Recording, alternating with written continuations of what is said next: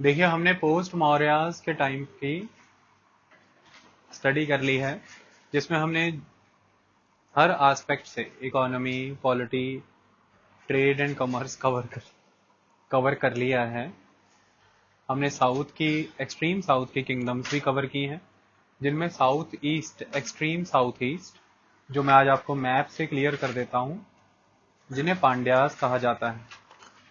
तो ये रहेंगे पांड्यास, एक्सट्रीम साउथ ईस्ट। ठीक है, यानी कि कन्याकुमारी की टिप से लेके थोड़ा नॉर्थ ईस्ट तक। कहां तक? थंजावुर तक। ओके।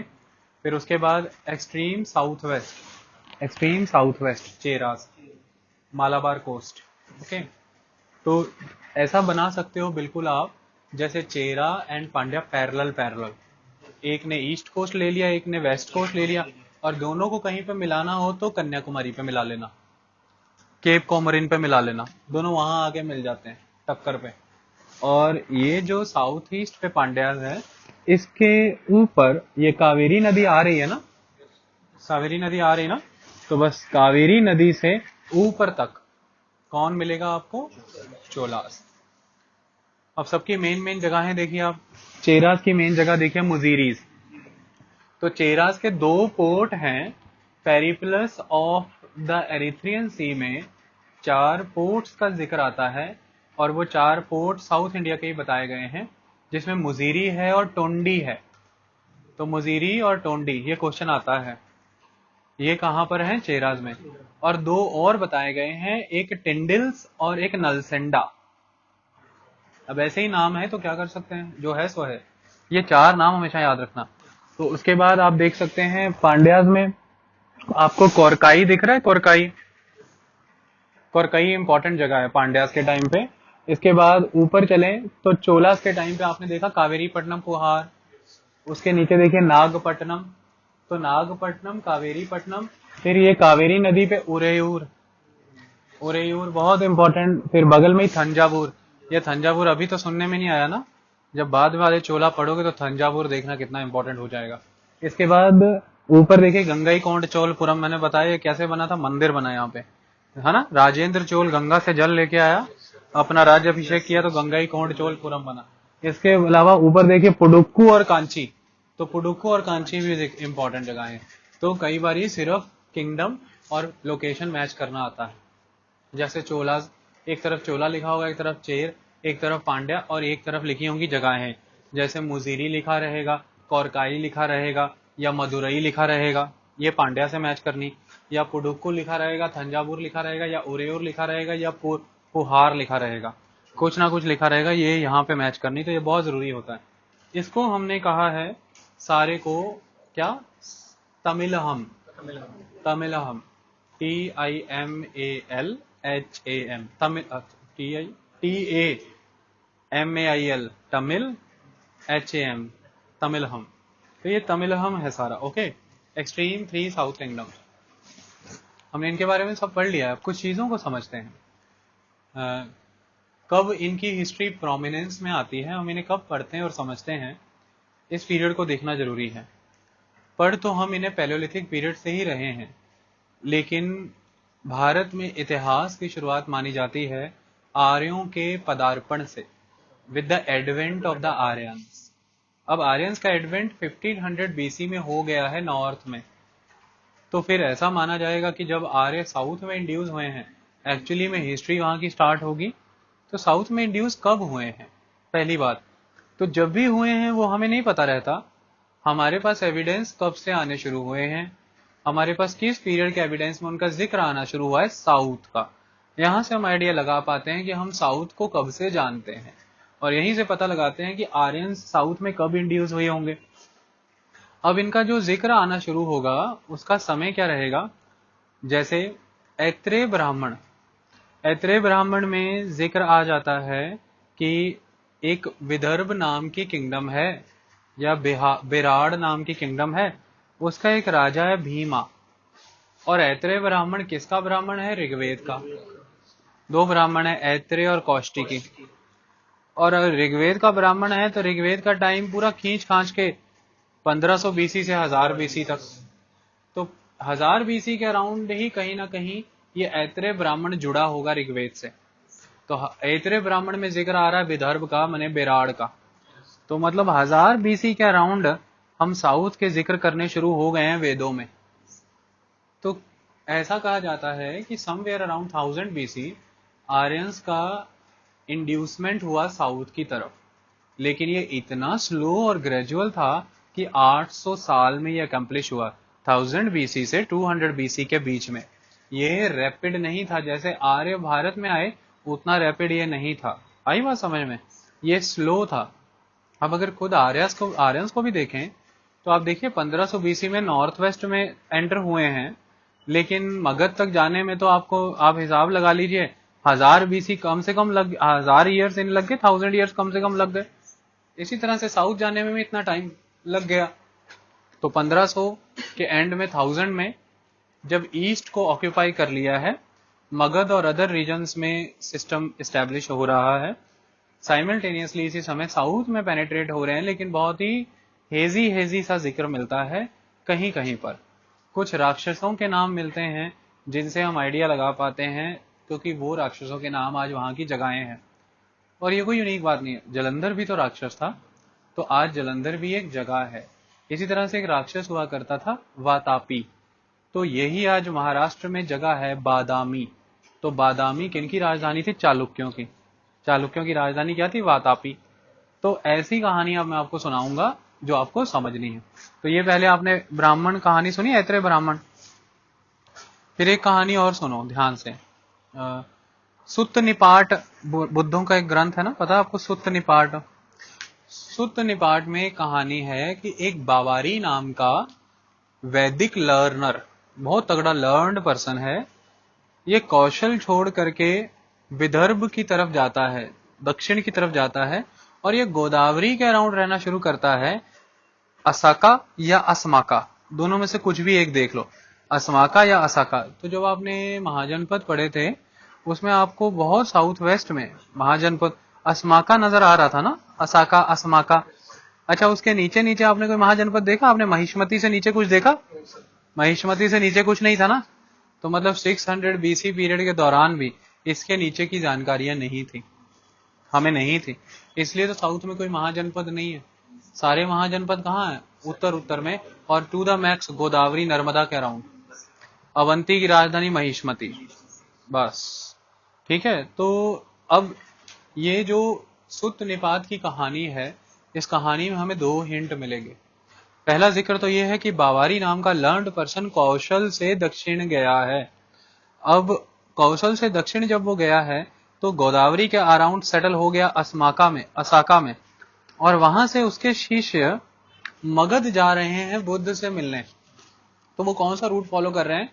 वो असाका से या असमाका से चले जाएंगे पैठान, प्रतिष्ठान, जो इसके जस्ट ऊपर प्रतिष्ठान है। किनकी कैपिटल? आंध्र सातवाहनों की, वेस्टर्न कैपिटल। और कहाँ है? औरंगाबाद, है ना। तो वो जहां से चले गए पैठान, पैठान से जाएंगे अवंती, ठीक है, और अवंती से जाएंगे कौशाम्बी, और कौशाम्बी से जाएंगे मगध। तो शायद आर्यों का दक्षिण जाने का रूट यही रहा था। यहां से यही बताया गया है कि अगर साउथ से नॉर्थ आने का ये रास्ता है, तो नॉर्थ से साउथ आने का भी तो ये रास्ता है, और राम का रास्ता यही रहा था दक्षिण जाने का। राम का रास्ता कहीं ना कहीं दक्षिण जाने का यही रहा है। राम के बारे में दो अब कहानियां रहेंगी। एक तो राम को दंडाकारण्य मिलेगा, दंडाकारण्य। दंडाकारण्य आज कहाँ है? छत्तीसगढ़ का साउथ वो रीजन, जहाँ पे कौन रहते हैं? ट्राइबल लोग, नक्सलाइट्स। तो दंडकारण्य माने दंडक जंगल। तो दंडकारण्य का एक एपिसोड है। दूसरा, मोस्ट ऑफ द टाइम जब भी रामायण आप देखेंगे तो राम हमेशा नागपुर के वेस्ट में दिखाया जाएगा। नागपुर के वेस्ट वाला रूट पकड़ के साउथ की तरफ जाएंगे, ये बात आप हमेशा याद रखना। तो मध्य प्रदेश की जैसे पंचमढ़ी की गुफाएं, पंचमढ़ी की कहानियां, ये सारी राम से जुड़ी हुई हैं। और राम का दक्षिण की तरफ जाना रामायण में, और श्रीलंका तक जाना, ये बहुत इंपॉर्टेंट है हिस्टोरिकली। उसमें जो राक्षसों का राम को कन्फ्रंटेशन आ रहा है, वो साउथ इंडियंस का आर्यंस को कन्फ्रंटेशन है एक तरह का। उसे हमने एपिक की फॉर्म में रामायण में इस तरह से दिखाया है। आई बात समझ में? तो दैट इज द एस्पेक्ट। उन चीजों को भी हमें समझना है। मुद्दे की बात, हमने एक रूट देखा, रूट मगध से असमाका तक जाने का। असाका तक जाने का, तो शायद आर्य पेनिट्रेशन इसी रूट के थ्रू हुआ होगा। क्लियर है जी। इसके अलावा अब हमें और कौन सी कहानियां मिलती हैं?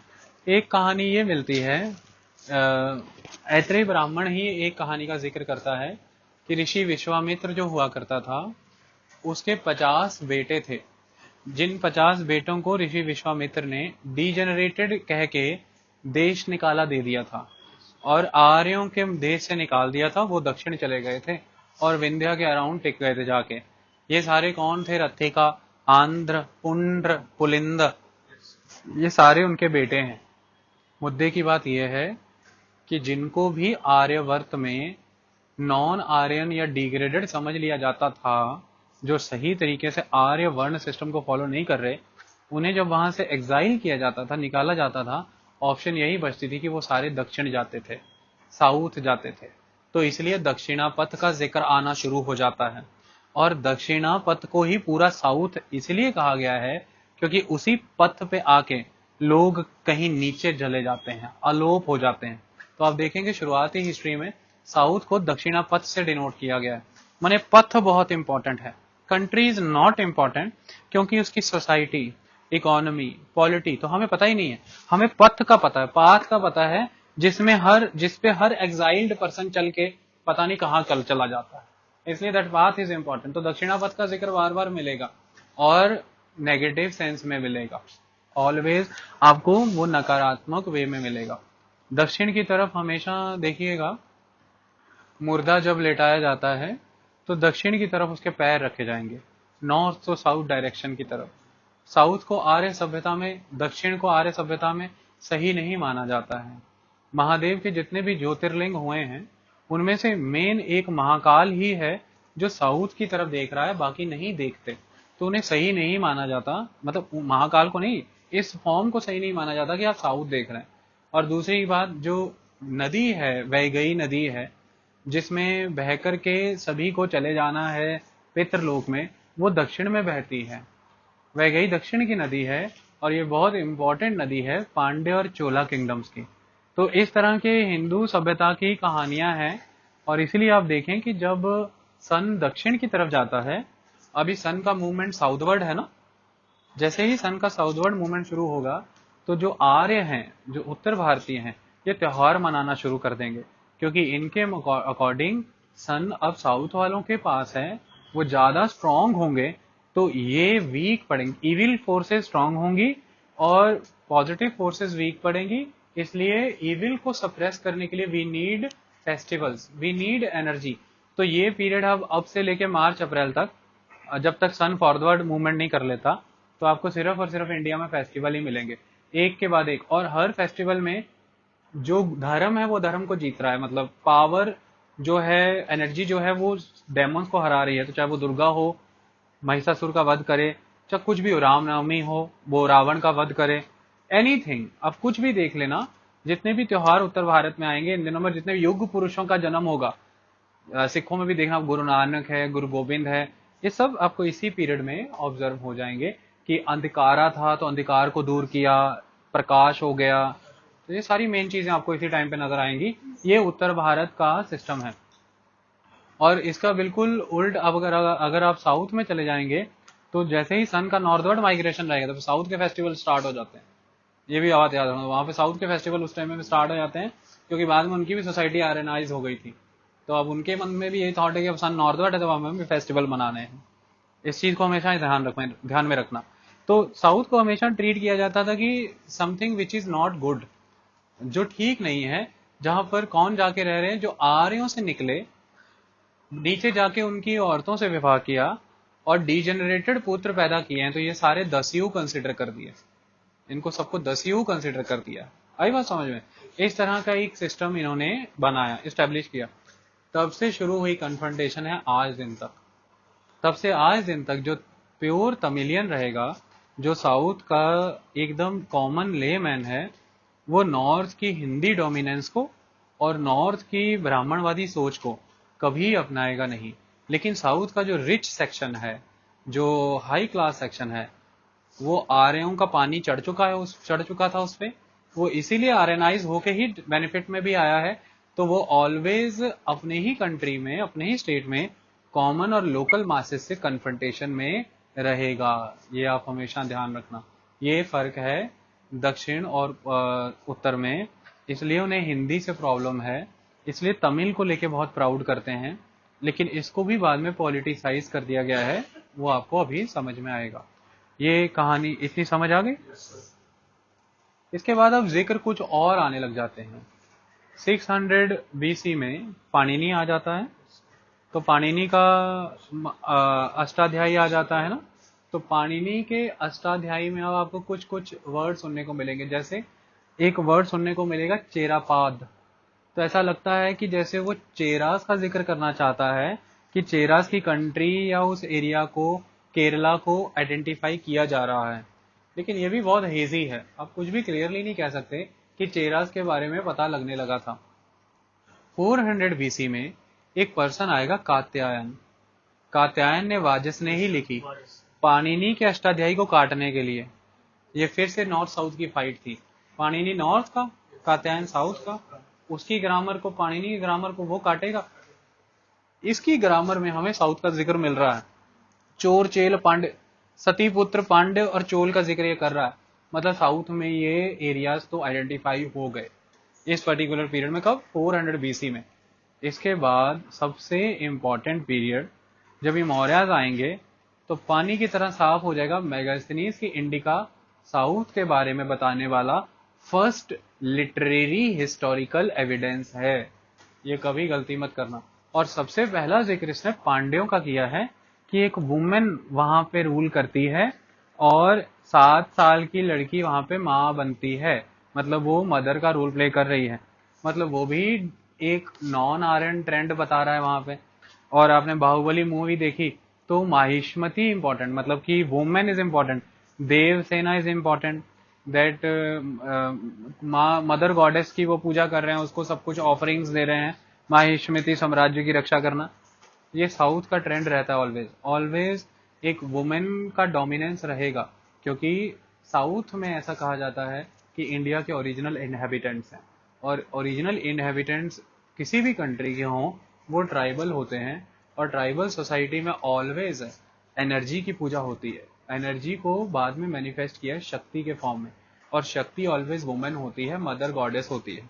तो इसलिए जब भी पूरे विश्व में, चाहे वो अफ्रीका है, चाहे इंडिया है, चाहे साउथ ईस्ट एशिया की कंट्रीज हैं, आपको जहां भी ट्राइबल सोसाइटीज मिलेंगी, आपको शक्ति की पूजा मिलेगी और मदर गॉडेस की वर्शिप मिलेगी, जो दक्षिण में प्रेवलेंट है बहुत जबरदस्त।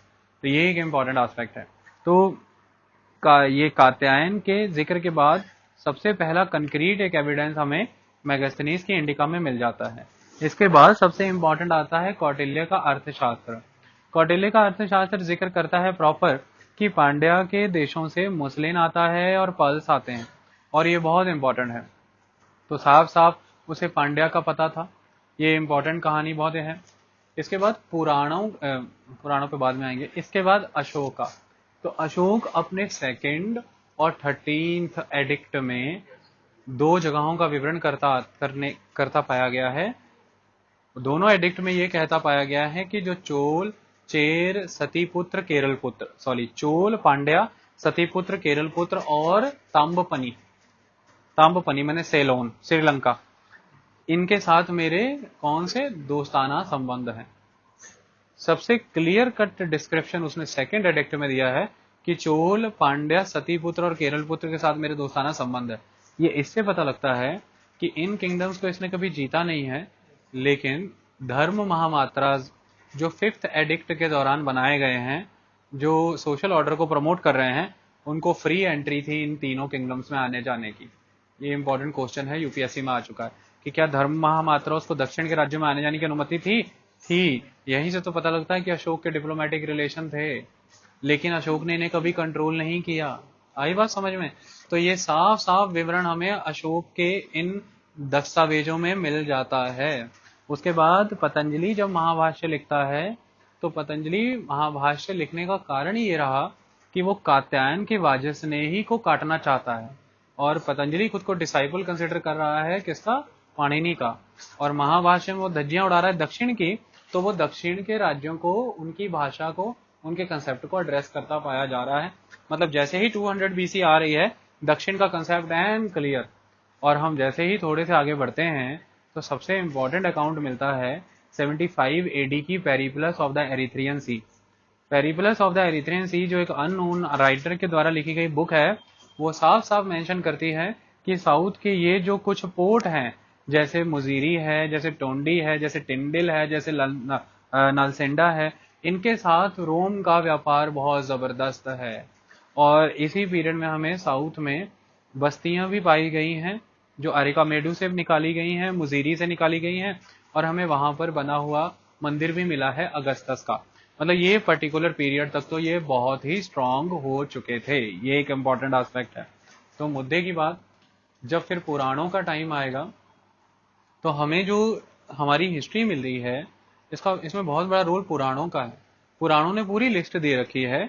अब पुराण अलग अलग होते हैं। जैसे मत्स्य पुराण बताता था 460 साल तक रहे हैं सातवाहन, लेकिन वायु पुराण कहता था कि 300 साल तक रहे हैं। तो पुराणों में भी तो 18 पुराण मेन है। तो पुराणों में अलग अलग पुराण में अलग अलग हिस्ट्री दी गई है। पुराणों में एक बात कही गई है कि जो मदुरई है ना, ये एक तरह का नॉर्थ वाला मथुरा है और इसका संबंध कृष्ण से है। इसको पूरी तरह से परफेक्ट किया है ग्रीक अकाउंट्स ने। ग्रीक अकाउंट ये कहते हैं कि जो हिराक्लिस था, हिराक्लिस माने कृष्ण, उसकी बेटी हुआ करती थी एक, जिसका नाम था पांडाई। और हिराक्लिस ने अपनी बेटी पांडाई को बोला कि तुम साउथ में जाकर के वो जो ओशियन के किनारे कोस्ट है वहां पे किंगडम सेटल करो। तो पांडोई ने आकर के वहां पे किंगडम सेटल करी है, जिसका अकाउंट शायद मेगास्थनीज इंडिका में दे रहा है कि एक वुमेन रूल करती थी पांड्या में। तो वुमेन नहीं रूल करती थी, वो कृष्ण की बेटी पांडोई थी, और पुराणों में इस बेटी का जिक्र है। आई बात समझ में? और कृष्ण हमें पता है हिस्टोरिकल था। कृष्ण का एक क्लियर हिस्टोरिकल फिगर था, माइथिकल फिगर नहीं था। तो पांडोई से नाम आता है पांड्या। इसीलिए अगर आप मदुरई की बात करें तो फिर पांडोई की किंगडम की कैपिटल तो मथुरा ही होगी ना। तो वो मथुरा, मथुरा से मधुरा, तो मदुरई, पंडोई, पांड्या, मदुरई, मथुरा। आई बात समझ में? तो इस तरह से भी नॉर्थ के आर्यों से, क्योंकि कृष्ण कौन से थे? यादव क्लैन के। तो हमने देखा था कि आर्य जब एंटर हुए तो उनकी क्लैन्स थे, और एक मैं कह रहा था नॉर्थ और ईस्ट में कि यादवा क्लैन था।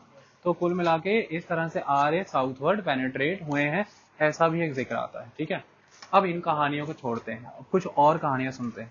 ये तो हो गए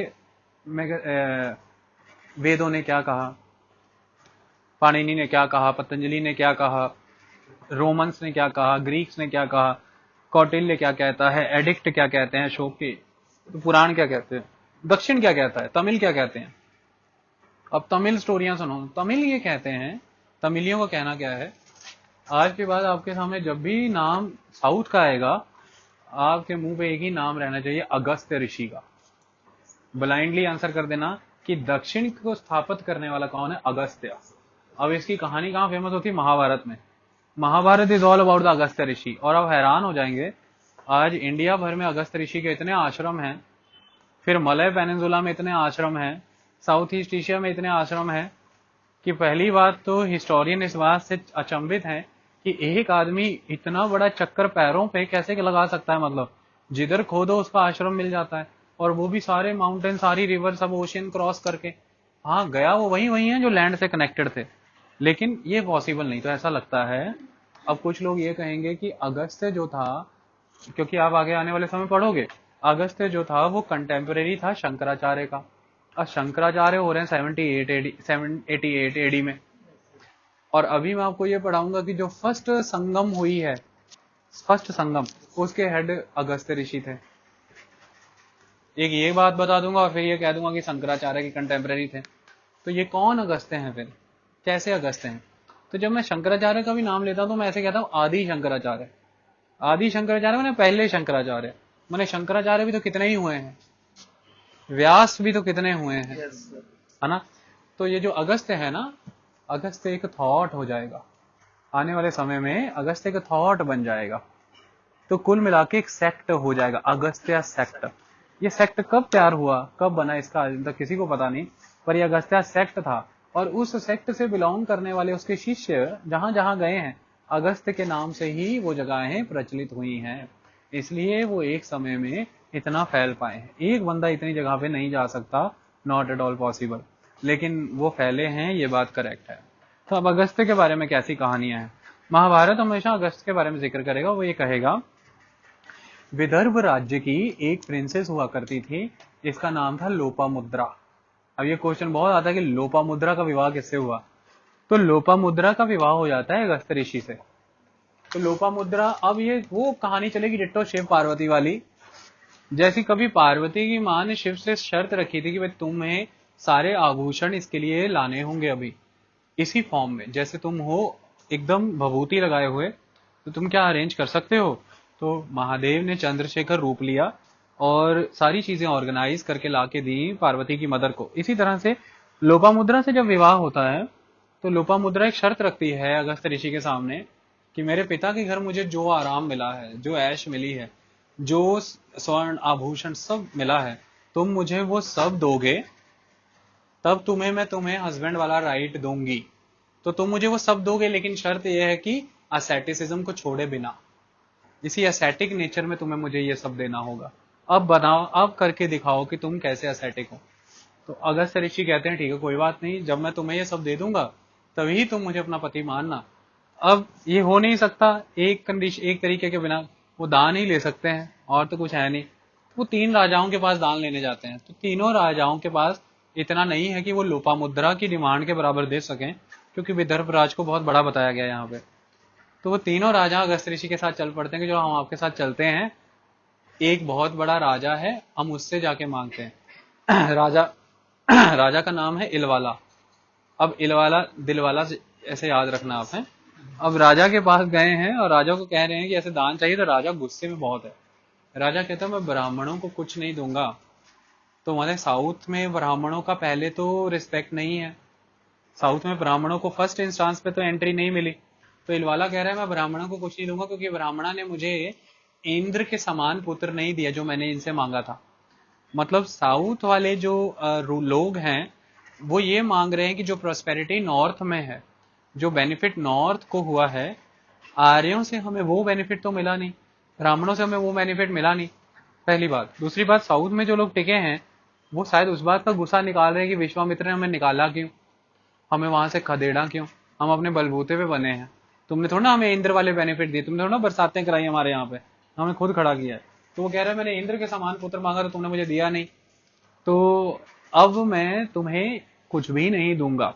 तो अब होता क्या है, उसका एक ब्रदर रहता है वातापी, ये जो है अपना इलवाला, ये वातापी को बदलता है राम के रूप में, वातापी को राम के रूप में बदलता है, और जितने भी ब्राह्मण इसके पास आते हैं ये उन सबको उसका फ्लैश सर्व करता है। और इलवाला को एक वरदान मिला है कि ये जब भी किसी को बुलाएगा ना तो वो यमराज से भी छूट के आ जाएगा, वापस आ जाएगा। तो ये सबको वातापी, जो कि राम के फॉर्म में इसने कन्वर्ट किया, उसका फ्लैश खिलाता है। तो उस टाइम पे फ्लैश खाया जाता था। ब्राह्मणाज को गौहंता भी कहा गया है, गौहंता। और जो मेहमान घर में आते थे ना, इनको गोगना कहा गया, गोगना। तो गोगने, गौहंते, जैसे गाऊ खाते थे, बड़े मजे, काफ कहते नरम नरम। तो ऐसे में ये तो बुद्धों के बाद इन्होंने गौ हत्या बंद कराई है, पहले सब रगड़ते थे ये मसाले डाल के काली मिर्च के साथ। तो ऐसे में अब ये वातापी को खा रहे हैं ब्राह्मण, चिल कर रहे हैं। अब जब वो वातापी इनके पेट में चला जाता था तो इलवाला उसे बुलाता था, वातापी आओ, फिर वातापी उनका पेट फाड़ के निकल आता था, ब्राह्मण मर जाते थे। ऐसे करके सारे ब्राह्मण मार रहा है ये, बारी बारी सारे।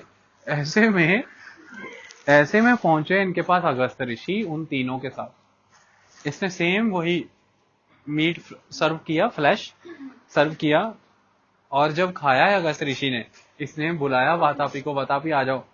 तो वातापी नहीं आया, अगस्त्य ऋषि के पेट से सिर्फ हवा आई है। तो अगस्त्य ऋषि वातापी को डाइजेस्ट कर गए, और ये डर गया देख के, कहता ये व्हाट इज दिस, वातापी किधर है? तो अगस्त्य ऋषि समझा रहे हैं, कहते मेरी स्वयं ऊर्जा में खत्म हो चुका है। तो फिर वो समझ गया है कि प्रभु मतलब कौन हो आप? कहता मैं अगस्त्य ऋषि हूँ। तो ऐसा एक लेजेंड ये कितना स्ट्रॉन्ग जोड़ रखा है अगस्त्य ऋषि के साथ। तो इस खुशी में फिर अगस्त्य ऋषि को कहते क्या चाहिए, कहते लोपामुद्रा के लिए स्वर्ण आभूषण चाहिए। तो वो सब कुछ लोपामुद्रा के लिए दे देता है। और ये वातापी माने चालुक्य, माने कहानियों में चालुक्य वातापी बादामी स्टेब्लिश हो गया और अगस्त ऋषि यहां तक आ गए। आर्य धर्म स्थापित हो गया, राइटियसनेस स्टेब्लिश हो गई, इलवाला सुधर गया, अपनी प्रॉस्पेरिटी ऋषि को दे दी है और उन्होंने लोपामुद्रा को दे दी है। लोपामुद्रा ने ले ली है और कह दिया बताओ क्या करना है। तो वो लोपामुद्रा को लेकर वो साउथ आएंगे। तो लोपामुद्रा के साथ अगस्त की यात्रा दक्षिण की शुरू होगी और यहां से कहानी अब साउथ की स्टैब्लिशमेंट की स्टार्ट हो जाएगी। एक ये कहानी, इसको रोक दो अभी। एक कहानी ये है, अब ये बहुत यूनिक है। मैंने एक कहानी आपको बताई थी परशुराम की, कि उसके घर पे कामधेनु गाय रहती है, वो कहीं गए होते हैं, तो उसकी कामधेनु गाय को आकर के ले जाता है एक क्षत्रिय। तो पिता जमदाग्नि को भी मार देते हैं और माता रेणुका वहां विलाप कर रही हैं। तो फिर जब आते हैं ये परशुराम, इनको पता लगता है, तो फिर ये सारे क्षत्रियों को नाश, 21 बार क्षत्रियों का इस पृथ्वी से नाश किया इन्होंने। ये तो एक कहानी हो गई। अब एक बड़ी, ये भी एक कहानी है, बहुत तरह की कहानियां, मेटाफर बहुत है। जमदाग्नि के कहने पर, जमदाग्नि के कहने पर भार्गवा मने परशुराम, भार्गवा अपनी मां रेणुका को मार देते हैं। ठीक है, जमदाग्नि के कहने पर।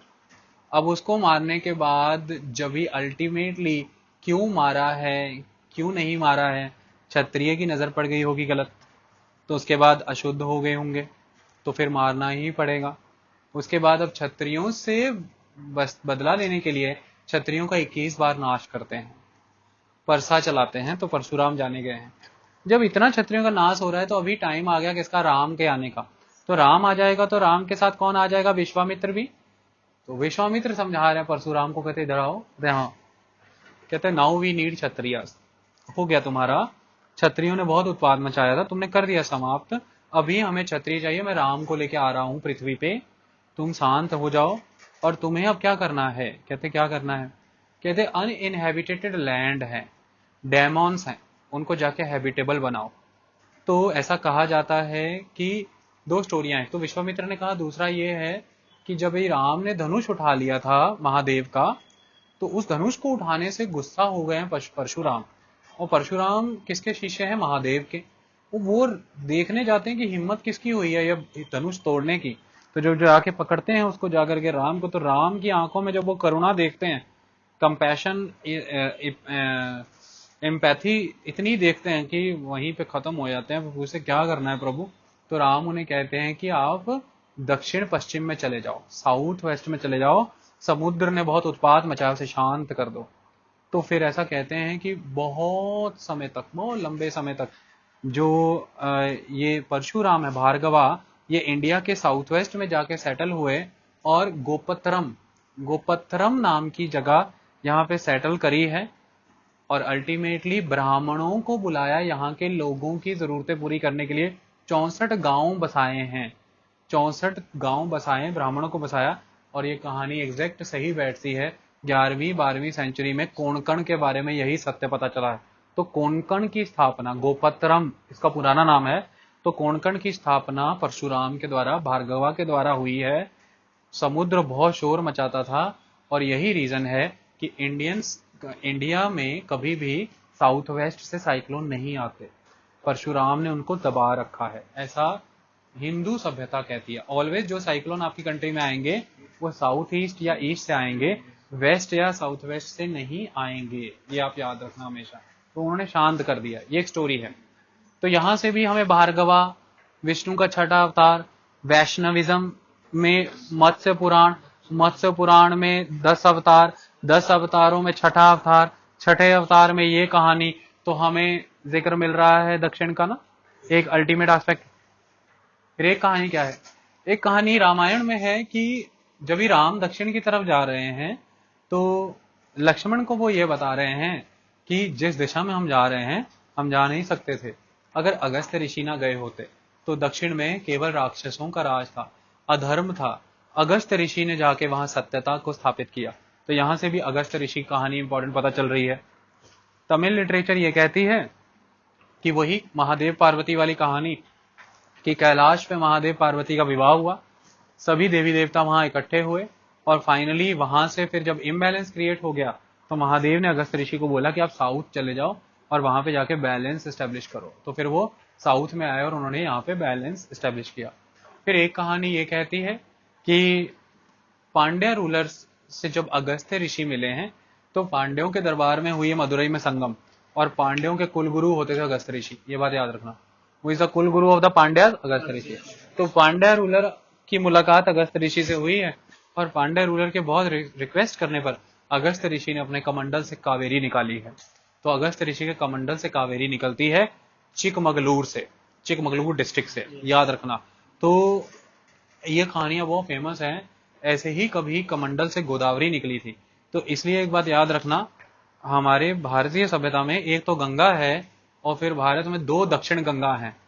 कभी कावेरी को भी दक्षिण गंगा कहा जाएगा, कभी गोदावरी को भी दक्षिण गंगा कहा जाएगा, क्योंकि दोनों ही जरूरत पे निकली हैं। गोदावरी भी गणेश के रिक्वेस्ट करने पर निकली है, और ये कावेरी भी अगस्त ऋषि के कमंडल से निकली। माने आर्य छोड़ना नहीं चाहते दक्षिण को। नदी चाहे कोई भी निकली हो, लेकिन नाम अपना ही ठोकना चाहते हैं कि हम ही ने कमंडलों से निकाली है, ताकि दक्षिण पे पूरा प्रभाव रहे उत्तर का, आर्यों का, कि गोदावरी भी इन्हीं के देवताओं ने, भगवानों ने दी है, और कावेरी भी इन्होंने दी है। नदियां सतत बह रही हैं, सदियों बह रही। अब इसको क्या मानना है? कावेरी को कमंडल से निकाली अगस्त ऋषि ने, तो क्या नदी कभी कमंडल से निकल सकती? कावेरी नदी का महत्व ही तभी है जब उसके इर्द गिर्द समाज बसेगा, सभ्यता बसेगी।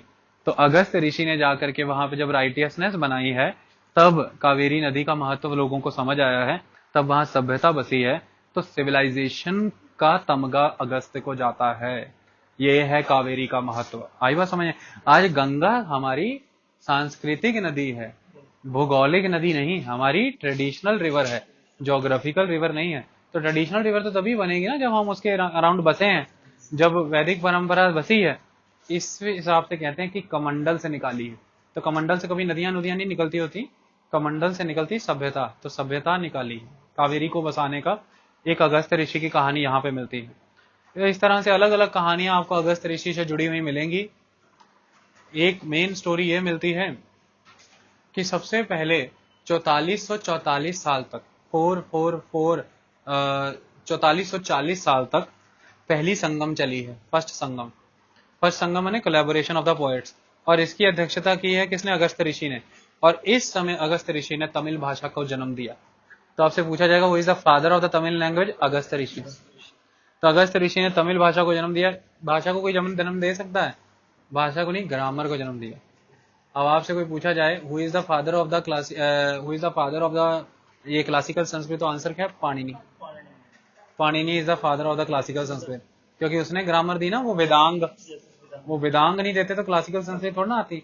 उसके पहले तो कौन सी संस्कृत? वो ऋग्वैदिक संस्कृत, पता ही किसी को नहीं लग रहा। तो हम जब भी कहते हैं ना फादर ऑफ द लैंग्वेज, तो फादर ऑफ द लैंग्वेज तो स्पॉन्टेनियस होती है, वो तो शब्द करके आई होती है, लेटर करके। हम बात करते हैं रूल्स की, ग्रामर की, तो ग्रामर दी है। Father of the mathematics, father of the ये, तो उसने जब मैथमेटिक्स दिया, उसके पहले के लोगों ने कभी गुणा भाग नहीं किया होगा, उसने रूल दिए हैं, तो इसलिए वो फादर माना गया है। ओके, ये फादर मदर ये यूरोपियंस की खेल है। ये हमारी सभ्यता में कभी फादर मदर नहीं होता था। आपने पूरी हिस्ट्री पढ़ ली, कहीं भी लिखा father of the classical Sanskrit? ये कंसेप्ट यूरोप से आते हैं, फादर ऑफ ये, मदर ऑफ वो, और फिर कितने फादर पीछे भी निकलना शुरू हो जाते हैं। अब ग्रैंड फादर तो लिख नहीं सकते, इसलिए फादर लिखना शुरू कर देते हैं। ऐसा कभी इंडिया में फादर फूदर नहीं। आर्यभट्ट भी इंपॉर्टेंट है, वराहमिहिर भी चाहिए, ब्रह्मगुप्त भी चाहिए, भास्कर आचार्य भी, सारे चाहिए। कोई फादर मदर डॉटर नहीं है, सब एक ही बराबर है। आई बात समझ में? तो कोई किसी का कंसेप्ट कहीं से भी आ रहा होता है पीछे से, और हमेशा यही बताया जा रहा है, उसमें से निकला। जैसे आप मानने लग जाते हो इसका ओरिजिन इसमें, फिर ही बता देते हैं इसका जिक्र वहां भी पाया गया था, फिर उसका जिक्र वहां भी पाया गया था, तो वहां कहाँ पता नहीं। ओके, तो एक कहानी हमें यह पता लगती है कि तमिल भाषा के जनक हैं अगस्त ऋषि। पहली संगम चली है 4440 ईयर्स तक, दूसरी संगम चली है 3700 ईयर्स तक, 3700 साल तक। ये तो सारी गप्पे ही मान लो तुम, है ना, क्योंकि पोएट्री में है। और इसके भी हेड कौन है? अगस्त ऋषि। और इसके साथ इनके 12 शिष्यों में से एक शिष्य हैं तोलक्कापियम। ये वो का तक बंदा, इसका नाम वो याद रखना, ऐसे रट लो इसको, तोलक्कापिया। तोलक्कापियम ने एक ग्रंथ दिया, तोलक्कापियम। आज दिन तक एज इट इज पड़ा है तमिलनाडु में, मतलब साउथ इंडिया में। इसको साउथ वाले लोग मानते हैं कि ये है हमारी तमिल लैंग्वेज का फादर। कौन? तोलक्कापियम। अब लड़ाई है उत्तर और साउथ में, नॉर्थ और साउथ में। नॉर्थ साउथ में मतलब, अब नॉर्थ साउथ की लड़ाई को ऐसे भी मत सोचा करो कि नॉर्थ वाला साउथ वाले से लड़ रहा है। नॉर्थ और साउथ एक आइडियोलॉजी है, मतलब साउथ में भी जो नॉर्थ की आइडियोलॉजी को सपोर्ट कर रहा है वो, और नॉर्थ में भी जो साउथ की आइडियोलॉजी को सपोर्ट कर रहा है वो, उसकी फाइट है। आई बात समझ में? अब आप कहेंगे सर ये तो बंदा साउथ में बैठा है, ये फिर भी बातें देखो नॉर्थ वाली कर रहा है, तो आइडियोलॉजी है।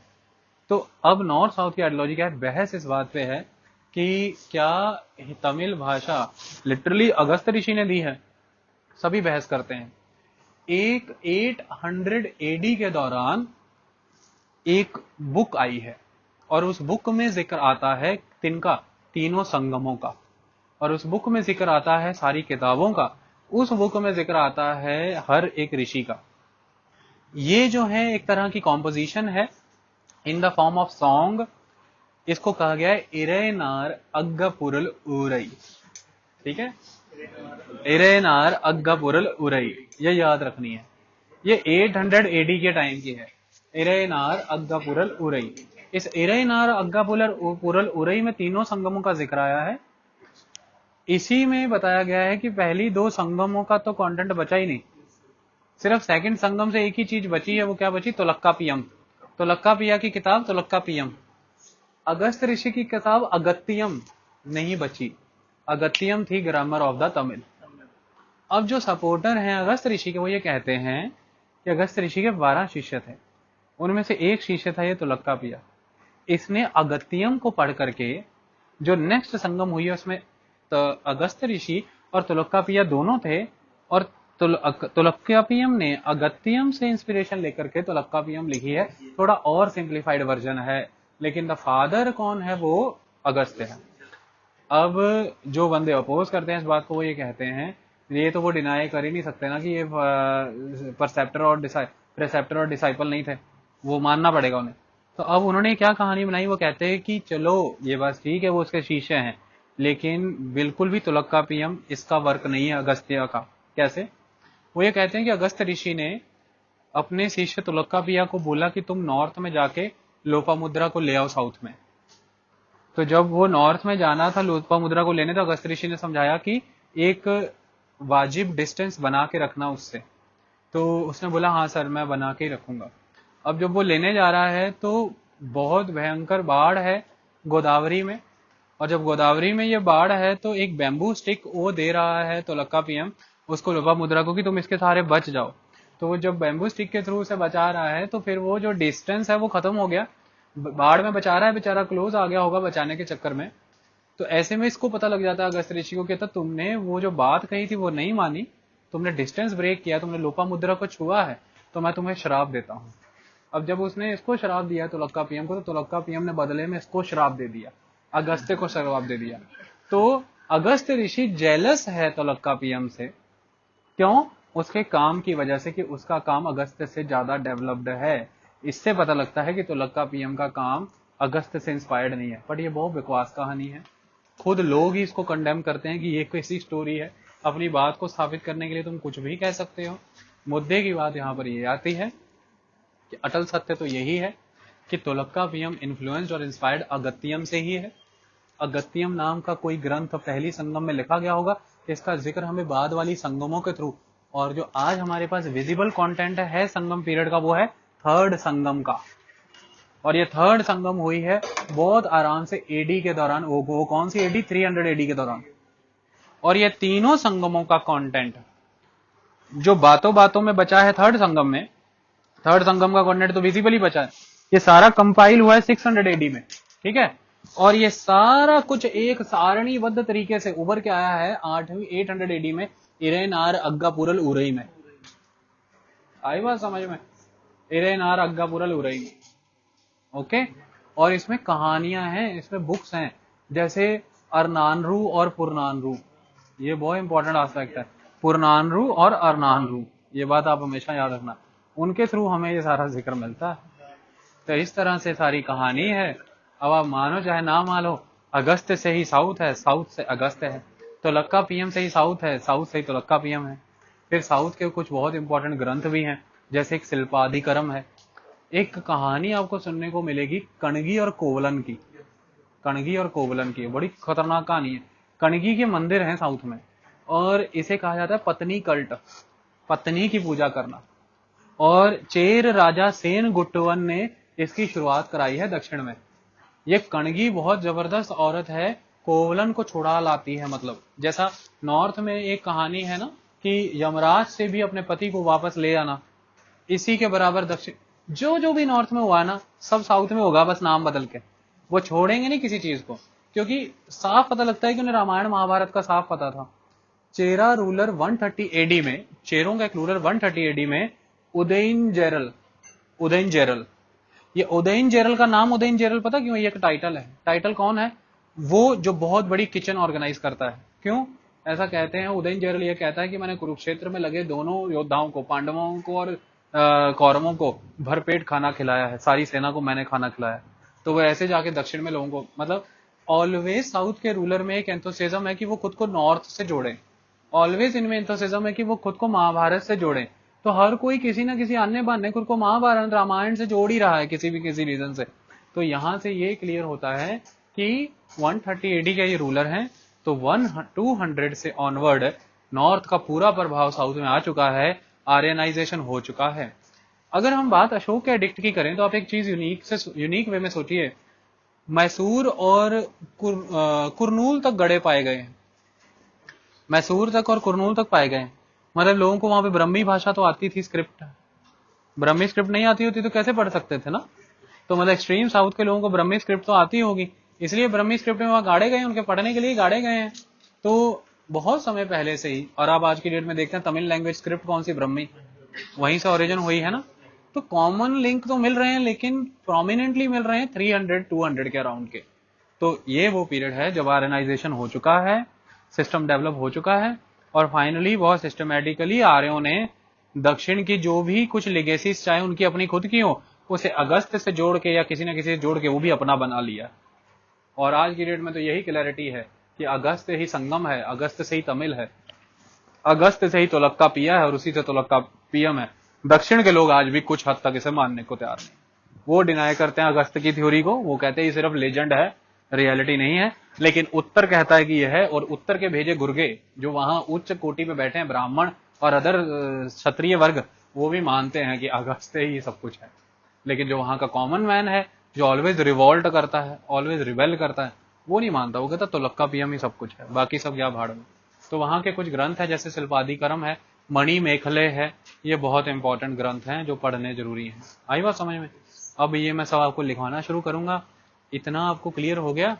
मोस्ट ऑफ द टाइम यही बहस छिड़ी रही कि रास्ता कौन सा अपनाया गया होगा। तो रास्ते के फॉर्म में ये कहा गया कि मुद्दे की बात तो ये है कि विंध्य पर्वत, नर्मदा, अजंता के पर्वत और सतपुरा की पहाड़ियां और गोदावरी, इन्हें तो पार करना नामुमकिन था। तो मोस्ट प्रोबेबली ये ईस्टवर्ड ही डाउन गए हैं, एक तर्क ये दिया जाता है।